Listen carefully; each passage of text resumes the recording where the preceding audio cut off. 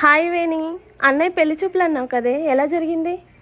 ఎన్ని సంబంధాలు వచ్చినా ఒక్కటి కూడా సెట్ అవ్వడం లేదే. అవునా? ఎందుకే?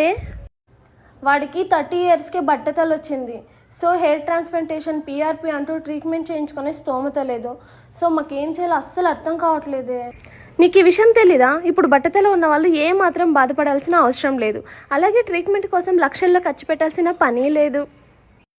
అవునా? అదెలానే? Looks hair studio.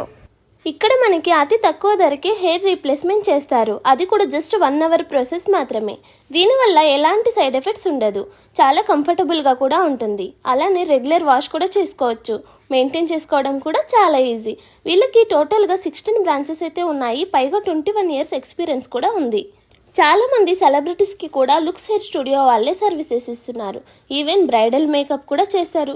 మరి ఇంకా ఎందుకు ఆలస్యం చేస్తున్నారు?